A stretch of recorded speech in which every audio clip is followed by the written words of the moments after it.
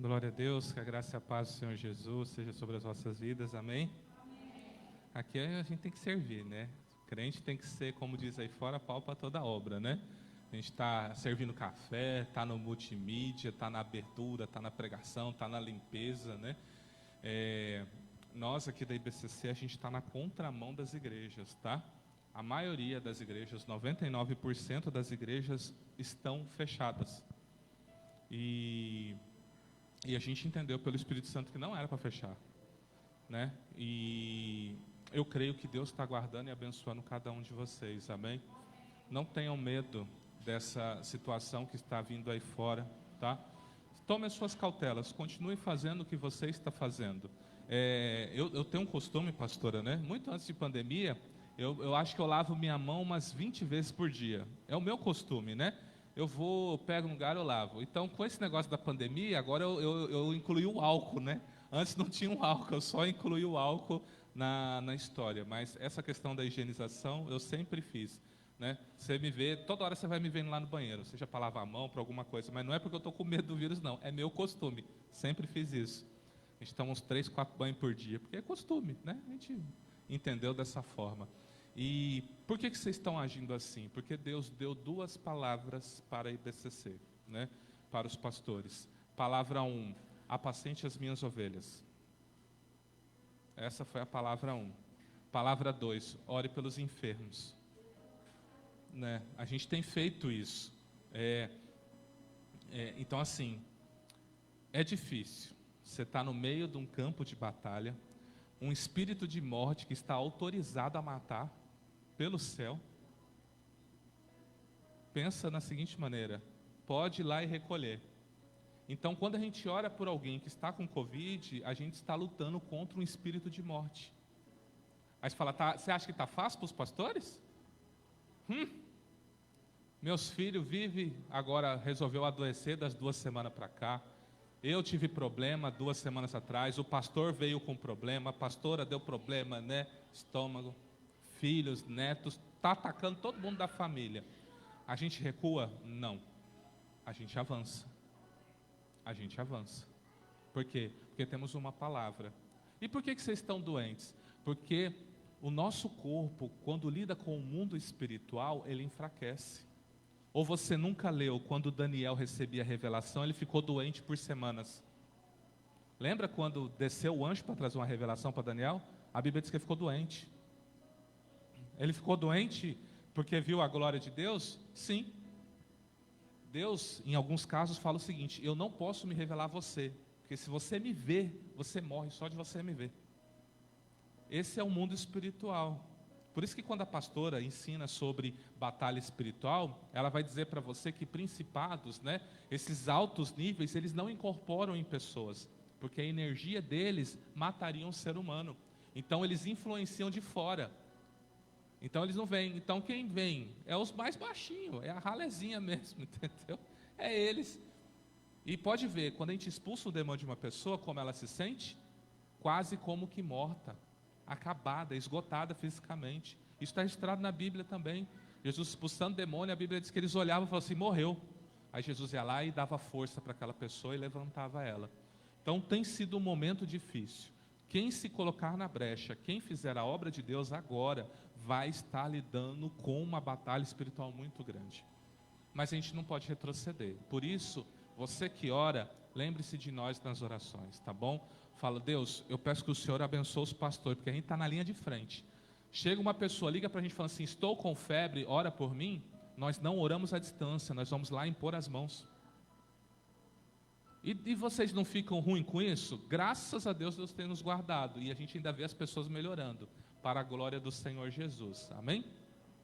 Quero convidar você a abrir a sua Bíblia comigo. Em Mateus capítulo 5. Confesso para os irmãos que eu fiquei a semana lutando com o Senhor com relação a esse tema. Ceia, eu gosto de falar sobre ceia, explicar o que é a mesa, explicar o que Jesus fez, mas Jesus colocou no meu coração falar sobre esse tema. E se essa palavra falar com cada um de vocês, eu não fiz ela de propósito, tá? Deus me deu, e eu fiquei até ontem, eu estava resistente com essa palavra, tá bom? Mas, Mateus 5, a partir do 23. Mas a gente não está aqui para fazer o que quer, a gente está aqui para obedecer o que o Espírito de Deus manda a gente fazer. O texto diz assim: portanto, se trouxeres a tua oferta ao altar e te lembrares de que teu irmão tem alguma coisa contra ti, deixa ali diante do altar a tua oferta, vai e reconcilia-te primeiro com teu irmão e depois vem e apresenta a tua oferta. Concilia-te depressa com teu adversário enquanto estás no caminho com ele, para que não aconteça que o adversário te entregue ao juiz, o juiz te entregue ao oficial e te encerrem na prisão. Em verdade te digo que de maneira nenhuma sairás dali, enquanto não pagares o último ceitil. Pai, no nome do Senhor Jesus, eu estou aqui, Pai, pedindo que o Senhor, na tua infinita bondade e misericórdia, me use como instrumento nesta manhã. Pai, eu peço que as palavras que saírem da minha boca sejam espírito e vida, Senhor, e tenha graça e sabedoria do céu, para que nós possamos entregar uma mensagem clara e concisa, Senhor, e todos os seus filhos possam compreender. Aqueles que conhecem o assunto saiam mais edificados, aqueles que não conhecem possam receber essa palavra, Pai, e no seu coração como um solo fértil para produzir a 100, a 60, a 30 por 1. Eu peço que todos aqui sejam abençoados e que eles entendam a revelação por detrás da letra. É o que eu te peço. Te louvo e te agradeço. Em nome de Jesus. Amém. Amados, falar do Evangelho de Cristo é impossível não falar de perdão. É impossível não falar de reconciliação.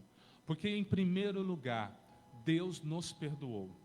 É a primeira coisa que nós temos que ter em mente. Estamos falando de nós que estávamos afastados de Deus, longe de Deus, fora da presença de Deus, e Deus envia Jesus para nos reconciliar com Ele. Então, a mensagem do Evangelho é uma mensagem de perdão. Nós falamos para todas as pessoas: se você se arrepender da vida que você leva, tomar uma decisão no coração, Deus te perdoará dos altos céus, e agora você será chamado filho de Deus e não mais uma criatura. Essa é a mensagem do Evangelho, ela não é diferente disso. Nessa mensagem está incluída a prosperidade? Está. Nessa mensagem está incluída a libertação? Está. Mas o foco da mensagem do Evangelho é: o Deus que habita nos céus, que criou todas as coisas, resolveu, decidiu perdoar os homens, enviando o seu único Filho. Então é assim que Deus age. Com essa mensagem não pode ser diferente a ação de Deus com relação aos nossos irmãos. É a mesma coisa. Então, o que significa a palavra perdão? Perdão é a ação de livrar alguém de alguma culpa, de uma ofensa, de uma dívida. É um indulto. A ação através da qual uma pessoa está dispensada do cumprimento de um dever ou de uma obrigação. Veja, você tem uma dívida com alguém. Você está devendo um dinheiro, você está devendo um favor, você, sei lá, bateu o seu carro em alguém, e essa pessoa, ela passa a ter um direito sobre você. É um direito que ela tem. E aí ela vem te cobrar. E você não tem condições de reparar aquele dano. Não tem como você reparar aquele dano. Então aquela pessoa vai ter duas opções. Opção 1, ou ela te entrega na justiça, para você responder judicialmente pelo que você causou, ou ela te perdoa. Ela diz: a dívida está quitada, vá em paz, sobre esse assunto não tratarei mais com você. Eu assumo o prejuízo, você arruma seu carro lá, eu arrumo meu carro aqui. Isso seria uma maneira. Mas, segundo Jesus falou, essa pessoa tem todo o direito de processar você. E segundo o que o próprio Jesus disse, olha o que ele disse: em verdade te digo, que de maneira nenhuma sairás dali, enquanto não pagares o último ceitil. O último centavo. Significa o seguinte: se você cometeu uma injustiça, a pessoa que te repara, você não conseguiu conciliar com ela e você for para a prisão por causa disso, Deus diz que você vai cumprir a sua pena na cadeia. Ele não vai te livrar da cadeia. É Jesus que está falando isso. Deus me livra, não vou. Repare o dano. Qual é o nosso grande problema, pastora? Somos orgulhosos. O maior problema do ser humano se chama orgulho. A dificuldade que eu tenho de ir a alguém e falar assim, eu fiz o mal. E não tem como eu reparar esse mal que eu te fiz. Uma pessoa que matou alguém, tem como reparar esse mal? Não tem como trazer aquela vida de volta. Mas o mínimo que ela tem que fazer é mostrar arrependimento, ir na família e dizer, eu tirei uma vida da sua família, estou arrependido. Se eu pudesse voltar atrás, eu voltaria. É o mínimo que essa pessoa tem que fazer. Pela lei dos homens, vai ficar um tempo preso. E dependendo do agir dessa pessoa, dessa humilhação que ela fizer, desse pedido de perdão, ela ainda pode usar os benefícios da lei e ficar pouco tempo preso. Responder em liberdade, isso ainda pode acontecer. Não estamos vendo isso direto aí? Pessoas que cometem crimes horrendos, estão tudo solto? Não temos o caso, né, de alguém aí que roubou a nação inteira e não está solto agora? E vai vir como candidato a presidente? Eu não estou falando de ideologia política. Talvez você goste dessa pessoa, é um direito seu gostar. Se você gosta, tudo bem. Mas ela cometeu muitos danos para a nação. Você está entendendo? E todo mundo reconhece que foi uma injustiça o que a justiça cometeu. Todos os juristas reconhecem isso. Todos os juízes reconhecem isso. Independente se essa pessoa, qual o problema? Você está olhando para você. O bem que ela te fez. E o mal que ela fez para milhares de pessoas. Você entende? Então, a nossa justiça é uma injustiça. Por isso que Jesus tem que vir reinar. Para acabar com essa injustiça do Brasil e do mundo. E dizer, agora o meu reino vai ser assim, um cetro de justiça, um cetro de equidade. Por isso que a nossa esperança não tem que estar no Jair Messias. Tem que estar no Messias Jesus. Ele é só alguém que Deus colocou lá, que amanhã Deus pode tirar. Simples assim. Mas nós oremos para que ele faça o bem. O Paulo fala o seguinte, orem pelos vossos governantes, para que vocês tenham paz. Adiantou o presidente da República tirar os impostos dos combustíveis? Adiantou? Não adiantou, os governadores aumentou o ICMS. Adiantou? Você entende como o nosso país é um país corrupto e injusto? Só Jesus vindo. Se você orar, só você e Deus, dentro de você surgirá um clamor, dizendo assim, Maranata, vem Senhor Jesus. E se você não está tendo esse clamor, leia essas notícias, veja toda essa injustiça e diga, Maranata, vem Senhor Jesus. Estabelece o seu reino nessa terra. Não dá mais para a gente viver com tamanha injustiça. Sabe por que essa pandemia está até hoje? E agora a gente está vivendo o pior cenário dela? Orgulho. Uma igreja que está morrendo de medo, não está clamando, não está de joelho, não está vestindo pano de saco, não está indo a Deus falando misericórdia a Deus. Estão tudo fazendo culto online, está de boa, se permitir, né? Se o decreto voltar, volta os cultos, né?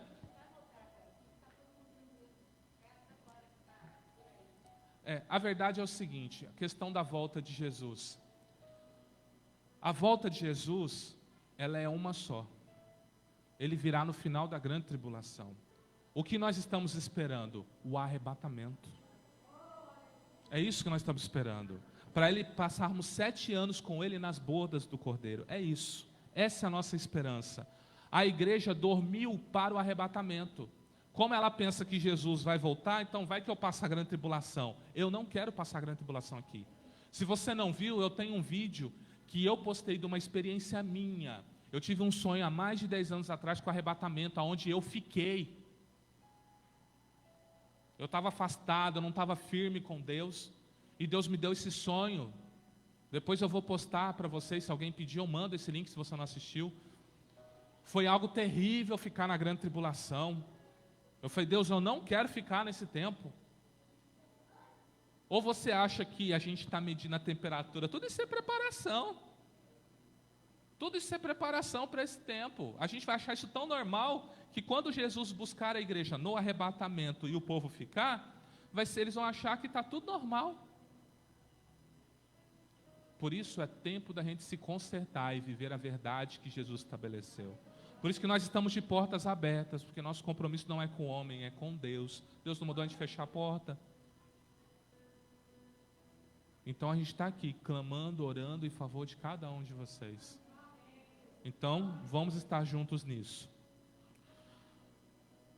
Uma coisa que nós temos que entender é que é o seguinte: quando eu estou em dívida com o irmão, podem ser dois atos. Um chamado de ofensa, que é o mais natural que cometemos, e o outro chamado de pecados.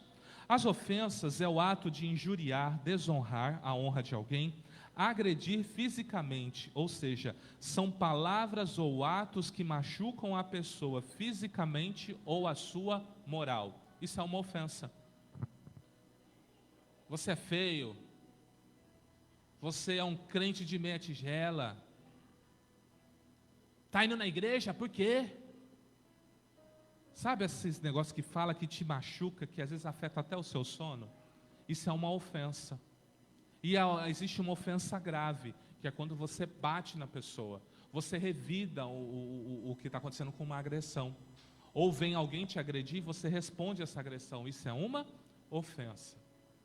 Jesus disse que na oração, vocês lembram da oração do Pai Nosso? Pai Nosso que estás no céu, santificado seja o vosso nome, venha a nós o vosso reino, seja feita a vossa vontade, assim na terra como no céu. O pão nosso de cada dia nos dá hoje, perdoa as nossas ofensas, ou perdoa as nossas dívidas, assim como nós perdoamos a quem nos tem ofendido. Não nos deixe cair em tentação, mas livrai-nos do mal. Amém. Não é essa a oração? Perdoa as nossas ofensas. Por quê? Porque eu ofendo o Pai e eu ofendo a criação do Pai o tempo inteiro. Só que com o Pai, uma conversa rápida com o Pai resolve. Eu dobro o joelho, eu fico em pé, do jeito que eu me senti à vontade com o Pai, do que o Espírito Santo colocou no meu coração. Não, de joelho. Isso que você fez é de joelho. Pode descer cara no pó. Fala, não filho, só conversa com o Pai. Eu lembro uma vez que, quando eu estava muito enlaçado, né, no vício de pornografia, e eu não conseguia me conter, um dia eu vim chorando no caminho, pastora, né? E eu falava assim, Deus, eu acho que o Senhor está muito bravo comigo, e eu não consigo, acho que eu não tenho o seu perdão. Eu preciso de um sinal. Eu falei bem assim para Deus, eu preciso de um sinal que o Senhor me perdoou, porque eu não quero mais fazer o que eu estou fazendo, eu estou arrependido. O Senhor me perdoou, eu olhei para cima, bem na hora passa um cometa assim, ó. Deus movimentou o universo, permitiu que uma pedra entrasse na nossa atmosfera, deve ter arrebentado algum lugar, né? Para mostrar para mim que Ele de fato é um Deus que perdoa. Porque eu estava pedindo o seu perdão. Então nós temos que ter em mente, o tempo todo nós temos que vigiar, porque ou eu ofenderei a Deus, ou eu ofenderei o meu próximo. Então nós temos que tomar cuidado com isso. E o que seria o pecado? Porque se o problema que eu tenho com o meu irmão pode ser uma ofensa, que é um ato direto contra ele, e o que seria eu pecar contra o meu irmão? Simples. Pecar contra o seu irmão é você descumprir qualquer um dos mandamentos de Deus com relação ao seu próximo. Olha o que diz Êxodo 20, a partir do 12, que são os mandamentos que tratam do relacionamento com o próximo. Honra teu pai e a tua mãe, para que se prolonguem os teus dias na terra, que o Senhor teu Deus te dá. Não matarás, não adulterarás, não furtarás, não dirás falso testemunho contra o teu próximo, Não cobiçarás a casa do teu próximo, não cobiçarás a mulher do teu próximo, nem o servo, nem a serva, nem o boi, nem o seu jumento, nem coisa alguma do seu próximo. Então, o que seria eu pecar contra o meu próximo? Eu fazer qualquer uma dessas coisas aqui. Porque pecado é entre eu e Deus. Então Deus vem e estabelece um mandamento. Ele tem os mandamentos, os 10, que você vai ler lá em Êxodo 20, ele trata do relacionamento entre eu e Deus, que são os 4 primeiros, e o relacionamento entre eu e o meu próximo. Esse meu próximo é todo mundo. É desde um parente ao meu vizinho. Aquela pessoa que eu nem conheço, sabe aquele andarilho que anda na rua? É o meu próximo. Sabe aquela pessoa que está pedindo comida? É o meu próximo. Sabe aquele venezuelano que está ali no semáforo dizendo que não tem trabalho? É o meu próximo. Então, se eu distrato ele sendo da fé ou não, Deus considerará um pecado contra os seus mandamentos.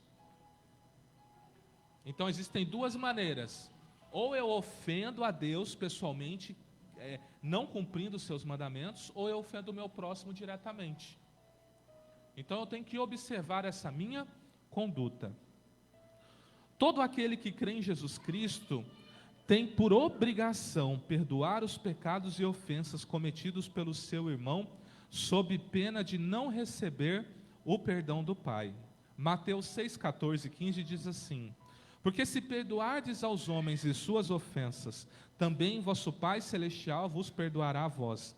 Se, porém, não perdoardes aos homens e suas ofensas, também vosso Pai vos não perdoará as vossas ofensas. Entenda, com Deus é fácil. Ore, confesse, está perdoado. Porque Deus não tem um coração rancoroso. Você só não pode pegar Deus num dia de ira. É por isso que, às vezes, Deus está fazendo um trabalhar na terra. E aí na hora que você vai entrar na presença de Deus, Deus está falando assim, o Espírito Santo está falando para você, cante louvores, faça ação de graças, porque o Espírito Santo conhece o Pai, e se o Pai estiver no momento de ira, vai você entrando pedindo alguma coisa. É por isso que o Espírito Santo te conduz.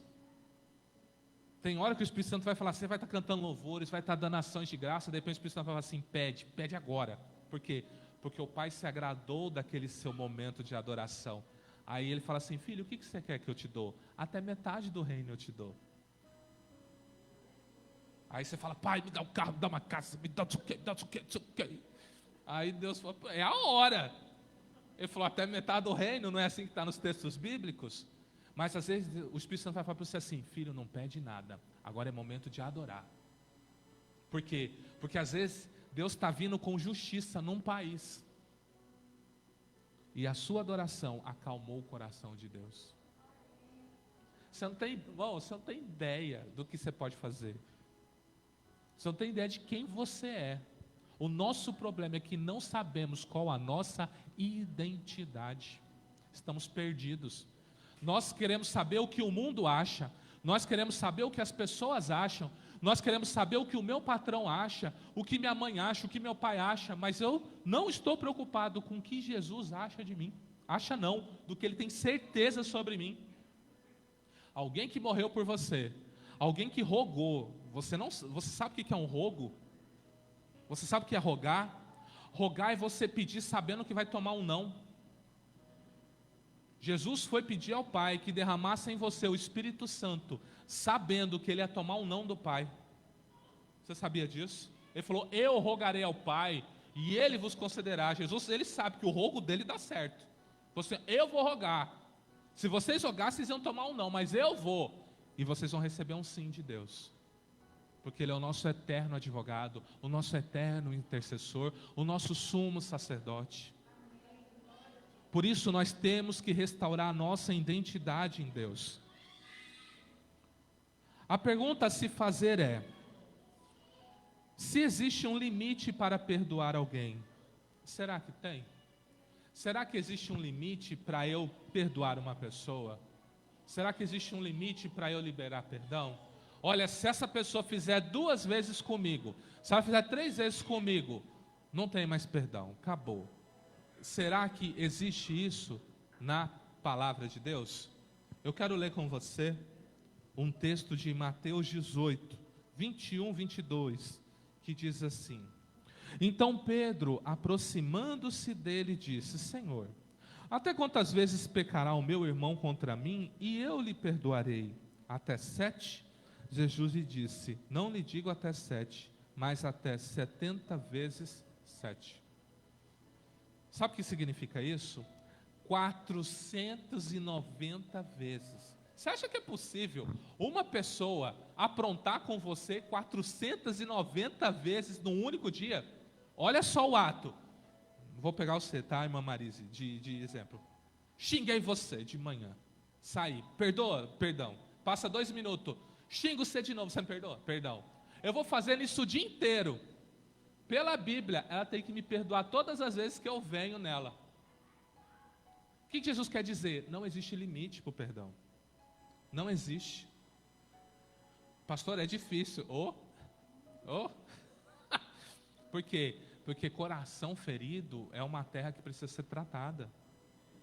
Então, às vezes, Deus entende que você precisa de um tempo para curar o seu coração. Mas perdoar ou não perdoar, essa é uma decisão que Deus não abre mão. Você tem que perdoar. Você tem que liberar o perdão. O perdão, ele é constituído de 2 fases. Fase 1, entre você e Deus, e fase 2, entre você e o seu irmão. Na fase 1, observa-se que quando você entra em oração ao Pai, você já deve estar disposto a perdoar a ofensa ou o pecado que o seu irmão cometeu contra você, sobre pena. Olha o que eu vou falar agora. Pese as palavras que eu vou falar. Eu vou ler o texto bíblico para você. Se você for até Deus, fazer uma oração qualquer com raiva de alguém, não disposto a perdoar, sabe o que Deus pode fazer com você? Deus vai enviar demônios para te atormentar. Já ouviu falar de crente endemoniado? É o crente que não perdoa. Aonde que está esse texto? Eu vou ler esse texto com você. Mateus 18, 34. Jesus, ele está contando uma parábola daquele... Lembra, um homem estava devendo um dinheiro para o reino. E ele devia muito dinheiro. Ele devia, tipo assim, 10 bilhões de reais. Era muito dinheiro. Era impossível ele pagar esse dinheiro. Era impossível. E aí esse rei perdoou ele. Quando ele sai, qual é a primeira coisa que ele faz? Ele vai atrás de alguém que deve 100 reais para ele. A pessoa não tem os 100 reais. Ele manda prender essa pessoa. E isso chega ao ouvido do rei, falando: peraí, eu te perdoei de uma dívida impagável e você mandou na prisão uma pessoa que te deve essa merreca? Então agora é o que vai acontecer aqui, ó. Indignado, Mateus 18, 34. Indignado, o seu senhor o entregou aos atormentadores. Na sua versão pode estar verdugos. Mas entregou aos atormentadores até que pagasse tudo o que devia. Olha o que diz Jesus: assim fará também o meu Pai Celestial, se do coração não perdoar cada um seus irmãos suas ofensas. É Jesus que está falando. Se você não perdoar, o meu Pai vai mandar demônios para te atormentar. Os verdugos, os atormentadores. É sério, perdão, esse negócio é sério, não é? Aí você ora na cabeça do crente e o bicho manifesta. E sabe a hora que ele manifesta? Na hora que você trata do assunto perdão. Aí que o demônio pula. Por quê? Porque ele vai ter que sair se ele perdoar. Se ele liberar o perdão, se ele declarar está perdoado, o demônio tem que sair. Porque ele foi lá enviado justamente para atormentar aquela pessoa que não quis perdoar. É sério isso, não é? Deus, o Pai, Ele que diz: ô Exu, ô Pombagira, ô Tranca-Rua, vai lá, até ele liberar o perdão. Liberou, você sai. Aí você expulsa, não sai, a pessoa não libera perdão. Não adianta. É sério esse negócio. Na fase 2, é necessário que o irmão que cometeu o delito contra você demonstre arrependimento e peça perdão, e que você o procure para repreender. Existe uma cultura muito errada sendo ensinada nos nossos meios. É mais ou menos assim. Alguém causou um dano para você. Vamos supor, eu bati no seu carro. Quem está em dívida com você? Eu que bati, você concorda, não é? Você que teve o carro arrebentado, você vem em mim e pede perdão por ter deixado o carro talvez de um jeito que me proporcionou a batida. É isso que ensinou nas igrejas. Você não vai ver Jesus ensinar isso nunca. Jesus está dizendo o seguinte: você tem que já, no primeiro momento que a pessoa cometeu o delito, estar disposto a perdoar. Esse é o ato, vai você e Deus e resolve. Mas você tem que estar com o coração aberto para que aquela pessoa te procure e se pedir perdão, você tem que perdoar. É assim que funciona. A vida do crente é pedir perdão e perdoar. Você já reparou? Não é assim a vida do crente? Pedir perdão e perdoar. De vez em quando, ô pastora, me perdoa, ô pastor, me perdoa. É assim a vida do crente. Crente que não perdoa e não pede perdão não é crente. Porque às vezes você vai fazer algo tal, sem querer, você está entendendo? Então assim, é difícil. Se no mundo já é difícil, imagina dentro da casa de Deus. Por isso Jesus falou, na oração, isso já está na oração, perdoe as ofensas. Por quê? Porque você vai estar o tempo todo ofendendo a Deus e ofendendo o próximo. Então isso é algo normal na nossa vida. Por isso que nós temos que ter esse coração perdoador. Lucas 17:3 diz assim: olhai por vós mesmos, e se teu irmão pecar contra ti, repreende-o, e se ele se arrepender, perdoa-lhe. E se pecar contra ti 7 vezes no dia, 7 vezes no dia vier ter contigo dizendo, arrependo-me, perdoa-lhe. É o nosso papel, estar sempre dispostos a perdoar. Para o Filho de Deus, o perdão é uma decisão do coração, pois se trata de uma ordenança de Jesus Cristo. Assim, não é necessário eu estar bem com o meu coração, ou eu simplesmente devo decidir perdoar e abençoar o meu irmão. O que eu quero dizer? Você não precisa sentir uma paz no coração para liberar o perdão. Tudo que é mandamento, ou obedece ou não obedece. Quando Deus fala assim, ó, ame, você percebe que amor não é um sentimento, porque é uma ordem de Deus. Como Deus vai mandar num sentimento? Se eu tenho uma empatia maior pela pastora Francisca e uma empatia menor por uma outra pessoa, aquela pessoa vai ter que construir um relacionamento comigo para essa empatia crescer. Mas o amor, eu tenho que amar a pastora Francisca e amar essa pessoa do mesmo nível. Mas o nosso relacionamento é construído no dia a dia. Pergunte para um filho com o relacionamento com a mãe, por que ele é muito apegado à mãe? Nasceu dela, cresceu junto, sempre na hora dos momentos difíceis a mãe estava lá, o pai estava lá. Então existe um vínculo grande. Mas de um estranho, ele tem que vir conquistando o espaço, né? Você vai pegando confiança, você vai observando como essa pessoa age, aí você vai aprendendo se vale a pena ou não entregar tesouros do seu coração para aquela pessoa. Você, no dia a dia, você vai descobrindo isso. Então, o perdão, assim como o amor, é uma decisão. Eu decido. Deus, eu ainda estou magoado, estou chateado, mas eu decido que, em nome de Jesus, eu estou liberando perdão na vida dessa pessoa. As feridas que vieram ao meu coração, o Senhor cure. A Bíblia diz que, assim como Deus faz a chaga, Ele faz a cura. Então, o mesmo Deus que permite que entrou a ferida no seu coração, é o mesmo que vem e faz a cura, faz a restauração. Amém? E com relação a restaurar o relacionamento ou a amizade com uma irmã que vive pecando contra mim. O que nos ensinam? Ensinam assim: olha, você pode perdoar, mas você não se relaciona com essa pessoa. Não é assim que nos ensinam? Não é assim que a gente aprende? Porque não tem como você ser amigo dessa pessoa, não é assim? Eu quero te fazer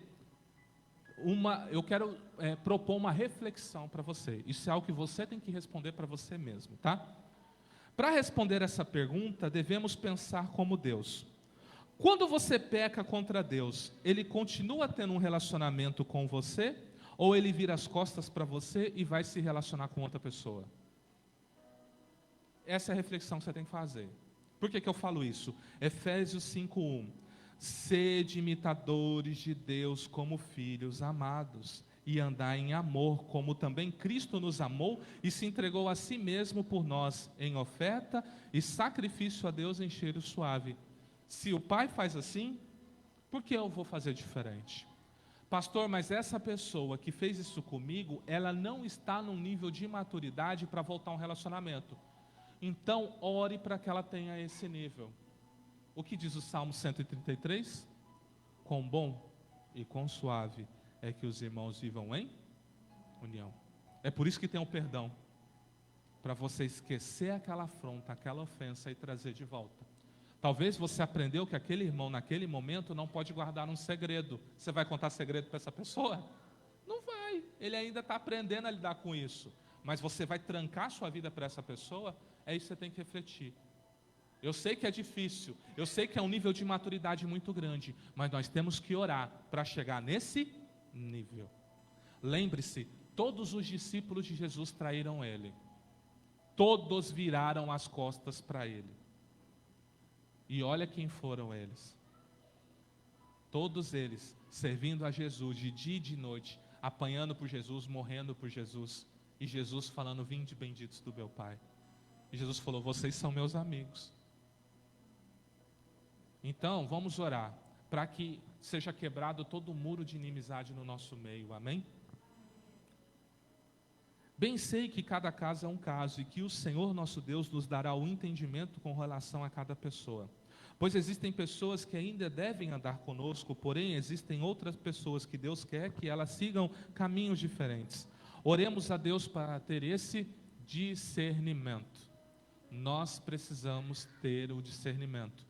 Se é para essa pessoa continuar andando com a gente, ou se ela precisa ser liberada para viver um novo tempo na vida dela. Nem todo mundo que está do nosso lado deve caminhar com a gente. Deus disse para Abraão: sai do meio da tua terra, do meio da tua parentela. Abraão saiu e levou Ló. Então nem todo mundo deve andar com a gente, tá bom? Então essa é a reflexão que eu deixo nesta manhã. Você que for tomar a ceia do Senhor, eu convido você a ficar em pé. Você que crê no Senhor